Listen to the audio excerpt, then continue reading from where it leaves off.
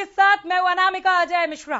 Corona संक्रमण की तीसरी लहर के बीच हरियाणा में गाइडलाइंस के तहत दुकानें केवल शाम 6 बजे तक ही खोली जा सकती हैं, जिससे व्यापारियों को भारी नुकसान उठाना पड़ रहा है। दुकानदारों की मांग है कि दुकान खोलने का समय 6 बजे से बढ़ाकर रात 8 बजे तक किया जाए। क्या दुकानदारों की ये मांग जायज है या फिर इससे कोरोना संक्रमण में बढ़ोतरी हो सकती है, पॉजिटिविटी रेट बढ़ सकता है? इसी पर चर्चा करेंगे, लेकिन उससे पहले जरा आप ये रिपोर्ट देख लीजिए, अपडेट हो जाइए।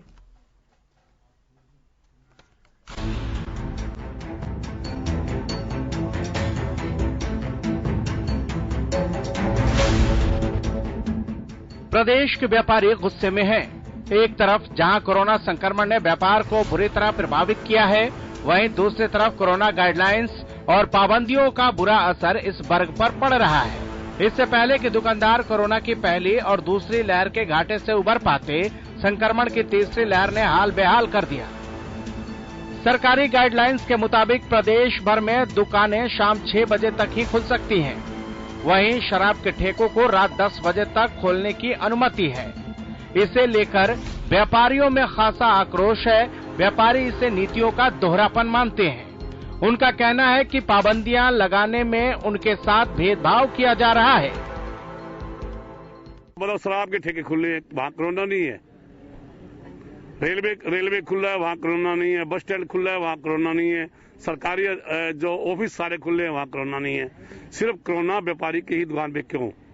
ये सवाल हम सरकार से पूछना चाहते हैं। आज व्यापारी के कारण किसी का कोरोना नहीं हो रहा, ना ही हमारे कोरोना कोई ऐसा बात है कोई आ रहा। तो हम सरकार से ये निवेदन कर रहे हैं भाई, हम कोरोना का पूरा गाइडलाइन की पूरे पालना कर रहे हैं। जो ना प्रोटोकॉल है वो पालना कर रहे हैं। हमारा ये निवेदन है कि इसको 6 बजे से जो बढ़ाकर के 8 बजे किया जाए। दुकानदारों का कहना है कि बड़े मॉल और शोरूमों को देर तक खोलने की इजाजत है, वहीं सारे नियम दुकानदारों पर ही चलाए जा रहे हैं। अधिकारियों को दुकानदारों की समस्याओं की तरफ ध्यान देना चाहिए। जितने भी व्यापारी हैं, सभी आज के 2 साल से कोरोना की इस बीमारी के कारण पहले बहुत ज्यादा मुसीबतों से गुजर रहे हैं और 6 से 8 का व्यापार टाइम होता है और वही टाइम अगर बंद हो तो कहां से व्यापारी अपने खर्चे निकालेगा, टैक्स भरेगा, बिजली बिल भरेगा। तो हमारी मुख्यमंत्री से यही बार बार जो है आदेश है कि इस समय को 6 से बढ़ाकर 8 किया जाए। व्यापारियों की मांग है कि दुकान खोलने का समय रात 8 बजे तक बढ़ाया जाए। सुबह 1 घंटा पहले दुकान खोलने की इजाजत दी जाए। वहीं कोरोना की दूसरी लहर के दौरान जिन व्यापारियों से बिजली, पानी, हाउस टैक्स और बैंकों के लोन पर जो ब्याज लिया गया था, उसे तुरंत वापस किया जाना चाहिए। वहीं दुकानदारों के लिए सरकार आर्थिक पैकेज की घोषणा करे। व्यापारियों की मांग, दुकान खोलने का समय रात 8 बजे तक किया जाए। सुबह 1 घंटा पहले दुकान खोलने की इजाजत मिले। व्यापारियों के लिए आर्थिक पैकेज दे सरकार। व्यापारी प्रदेश भर में अपनी मांगों को लेकर विरोध प्रदर्शन भी कर रहे हैं। वहीं दुकानदारों का संगठन मुख्यमंत्री और राज्यपाल के नाम ज्ञापन भेजने की तैयारी कर रहा है। देखना होगा कि अधिकारियों के दफ्तर और सत्ता के गलियारों तक में व्यापारियों की आवाज कब सुनी जाती है। Bureau report, Haryana news. दुकानदारों की गुहार सुनो सरकार। सरकार कितना सुनती है, कितना समझती है और दुकानदार क्या कह रहे हैं, आइए इसी पर चर्चा को आगे बढ़ाते हैं। बजरंग दास गर्ग हमारे साथ जुड़ गए हैं। आप प्रांतीय अध्यक्ष हैं व्यापार मंडल के। बजरंग दास जी, बहुत स्वागत है। नमस्कार। Thank you.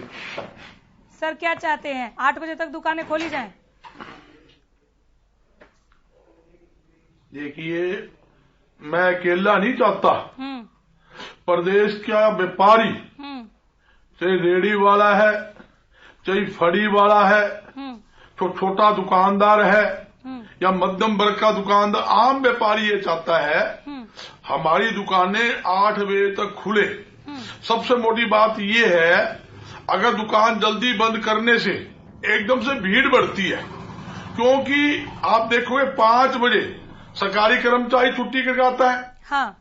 मजदूर 5 बजे के बाद काम बंद करके आता है। घरों से तैयार होकर 6 बजे मार्केट में परचेज करने जाता है। जब दुकान उसे बंद मिलेगी वो सामान नहीं परचेज कर सकता। एकदम भागम भाग में जाएगा, 5 बजे बाजार में लोड पड़ेगा। अगर दुकान खुलने का समय 8 बजे होगा तो मैं दावे के साथ कहता हूं दुकानों में भीड़ कम होगी, आम जनता को राहत मिलेगी।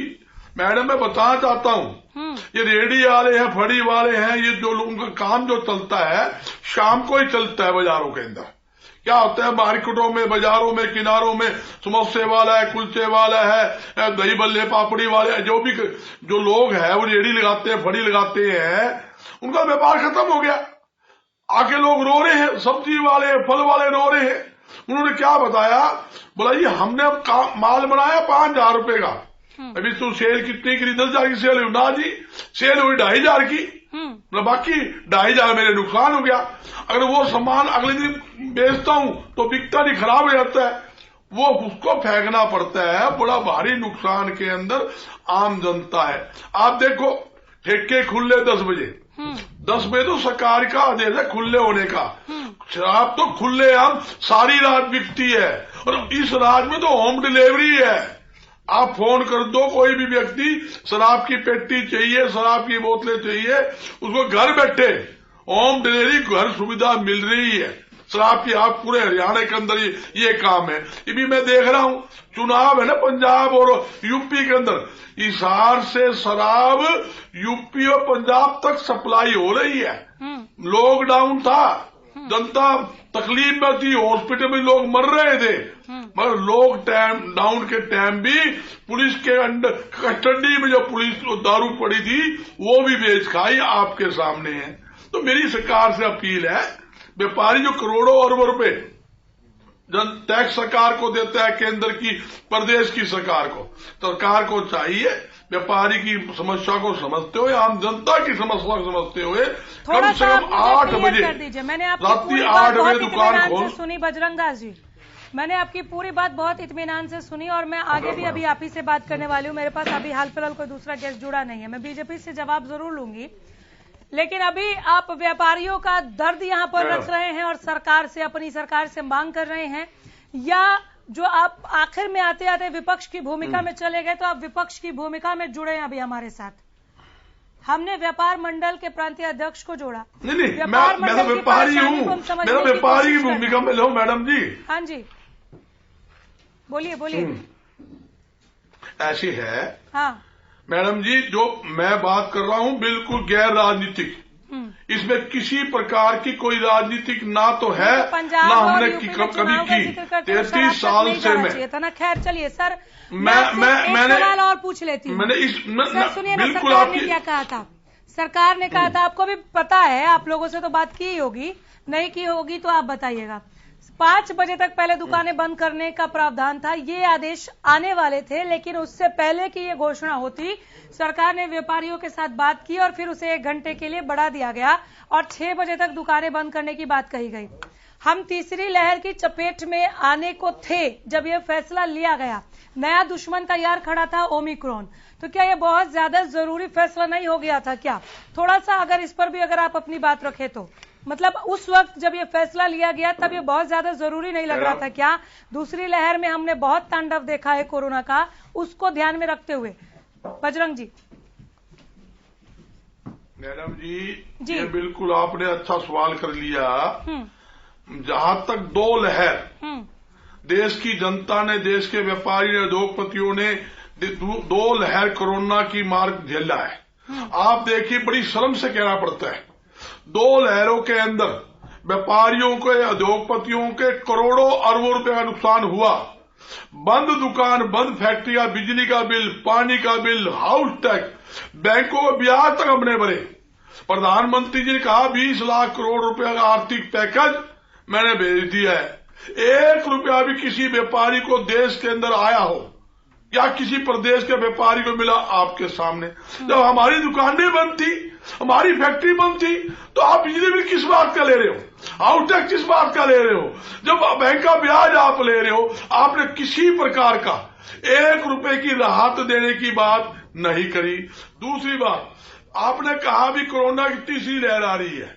मैडम, मैं पूछना चाहता हूं, जब प्रधानमंत्री जी यूपी के अंदर लाखों आदमी की रैली कर रहे हैं, अमित शाह जी रैली कर रहे हैं हरियाणा के अंदर, हिसार के अंदर, फतेहाबाद में, सरसा में, हांसी के अंदर, दादरी के अंदर। आपने देखा इबी दुर्सन जी ने बड़ी रैली यहाँ उसमें पलवल जिले में, फरीदाबाद जिले में की। आपके सामने मैं फोटो दिखा देता हूं।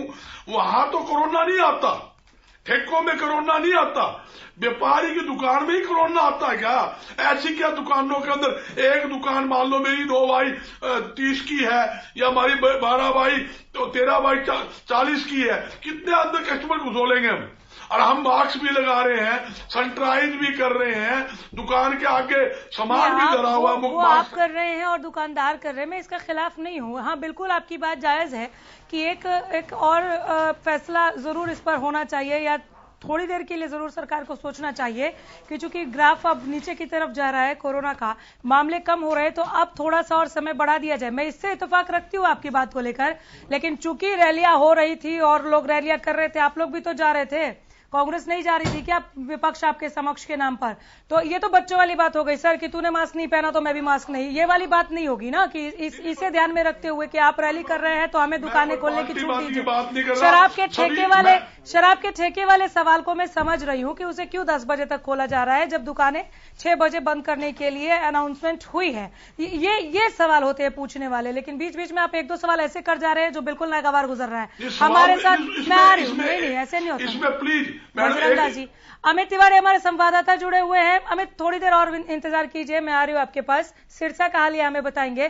प्रोफेसर विदु रावल हमारे साथ बीजेपी प्रवक्ता जुड़ गए। प्रोफेसर साहब काफी देर से फोन लगा रहे थे हम आपको, और लगातार जो व्यापारी आप लोगों से मांग कर रहे हैं कि समय सीमा बढ़ा दीजिए 6 बजे तक। 5 बजे जो दफ्तर से आएगा 5:30 तक घर पहुंचेगा, 6 बजे तक घर पहुंचेगा, वो कैसे कोई भी चीज खरीद पाएगा या उसकी जरूरत की चीजें वो कैसे ले जाएगा? एक तो ये ग्राहकों की परेशानी है, दूसरी परेशानी व्यापारियों की। वो कह रहे हैं कि अब हम उतना नहीं कमा पा रहे कि 2 जून की रोटी जुगाड़ सके।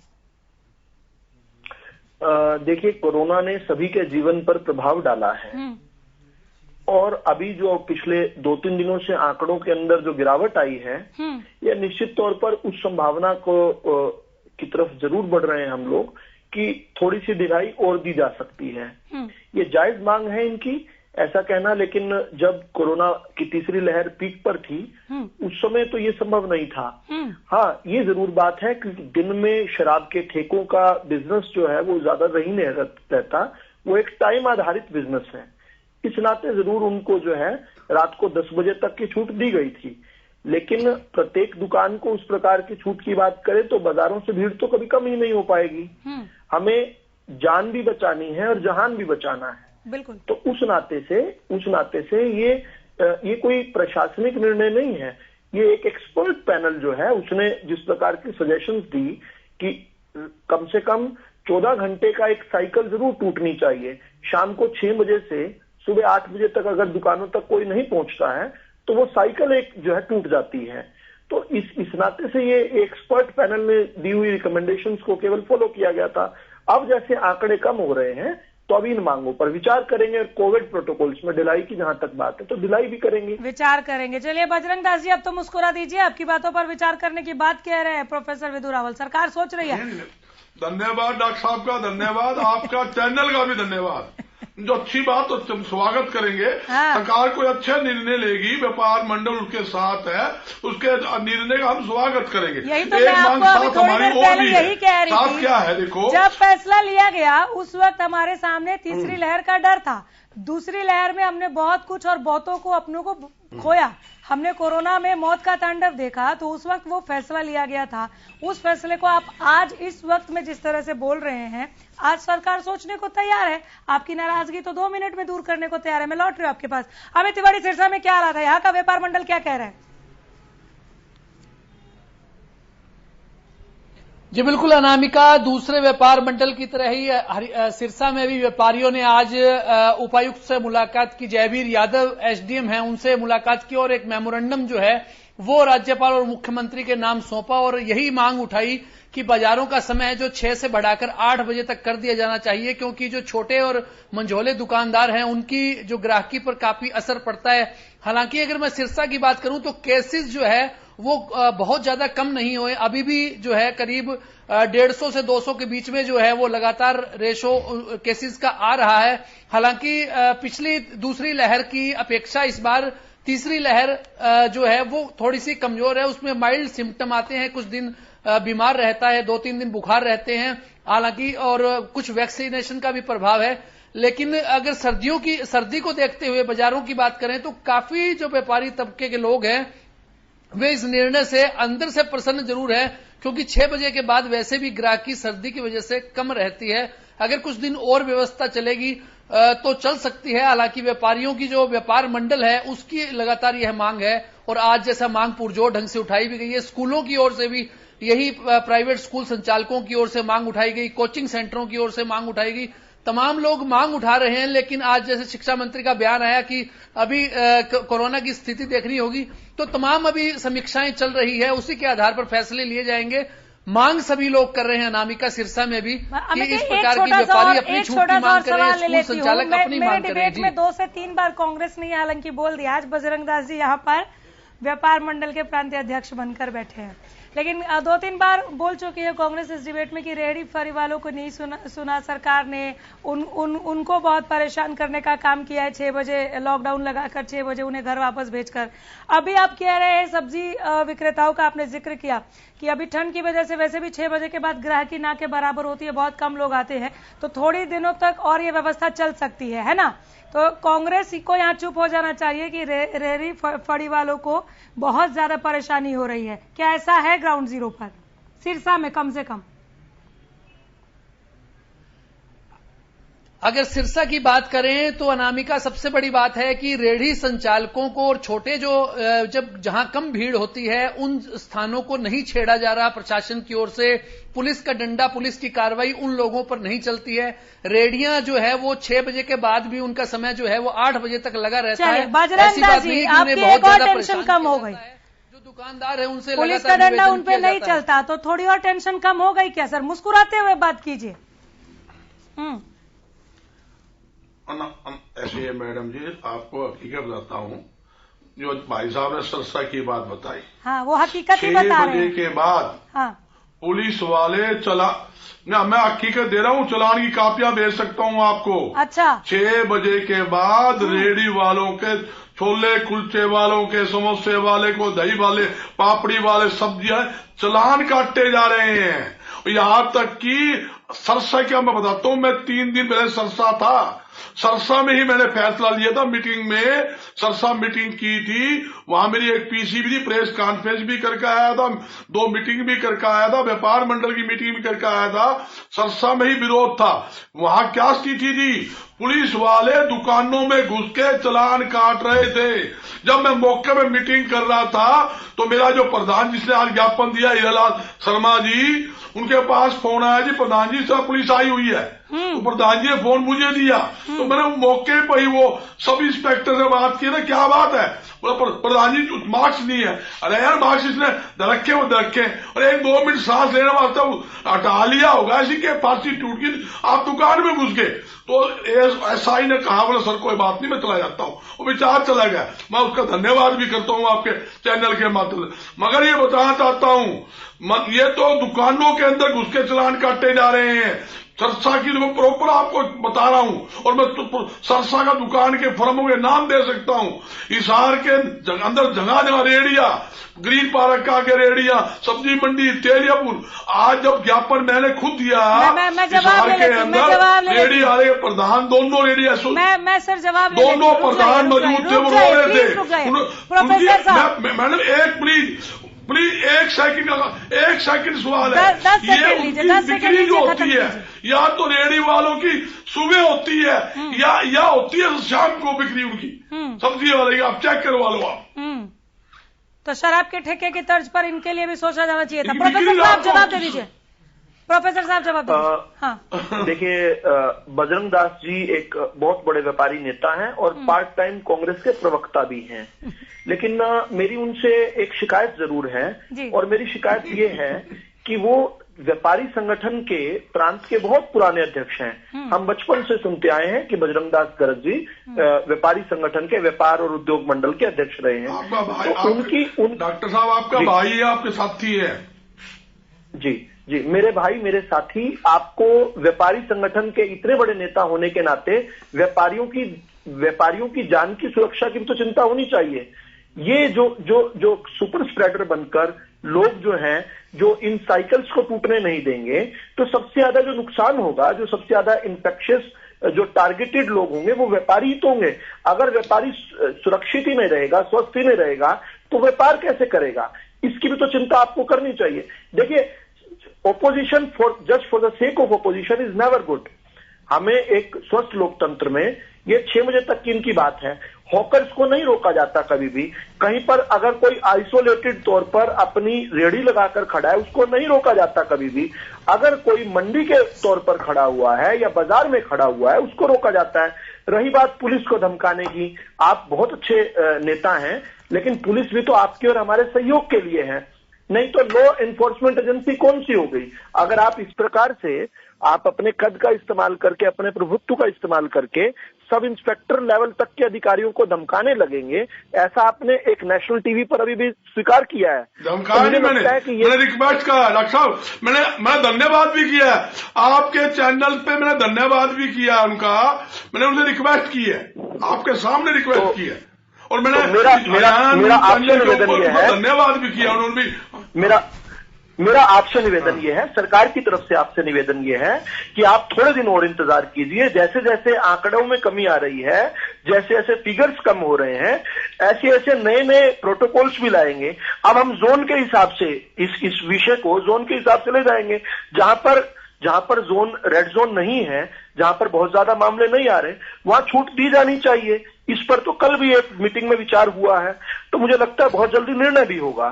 तो आप उसके लिए आपको भी सब्र रखना चाहिए। अमित तिवारी है हमारे साथ। अमित, चलिए मैं आपसे पूछ लेती हूँ, बजरंग दास जी, थोड़ा सब्र और रखना चाहिए क्या व्यापारियों को? अब डिबेट के आखिर में हम यहां तक पहुंचे हैं कि थोड़ा और धैर्य रखना होगा व्यापारियों को।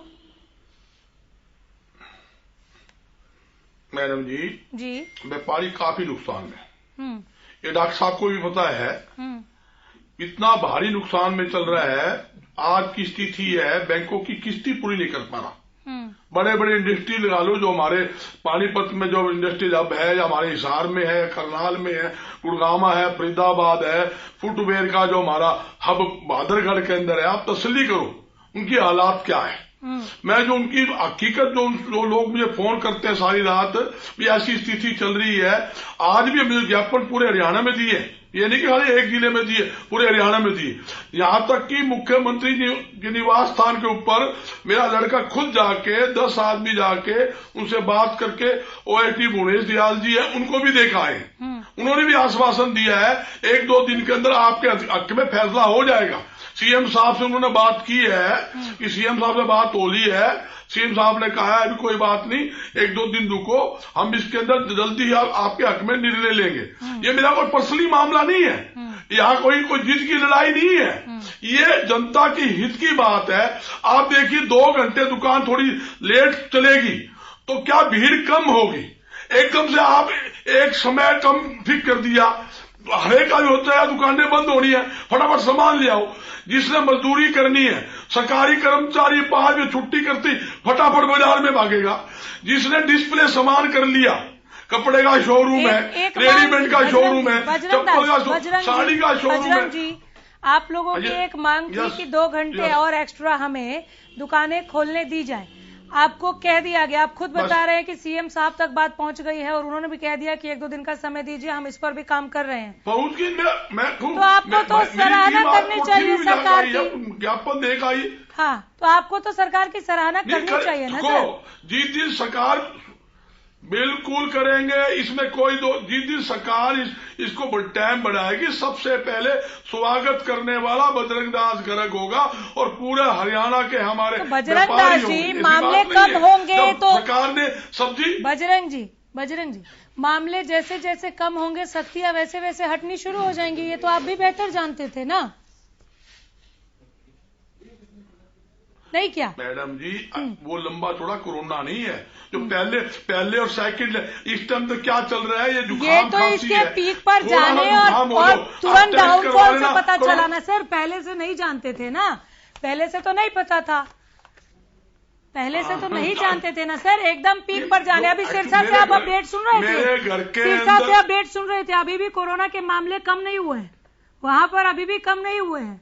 ओवरऑल बात हम कर रहे हैं, औसतन हम बात कर रहे हैं कि नीचे की तरफ ग्राफ आ रहा है, तो ये सख्तियां तो जैसे जैसे ग्राफ नीचे की तरफ आएगा पॉजिटिविटी रेट कम होगी, रिकवरी रेट थोड़ा और ज्यादा बढ़ जाएगी, डेथ रेशियो पहले से ही कम है, गनीमत है, तो ये तो सख्तियां लौटनी थी ना। प्रोफेसर साहब क्या कहेंगे आप?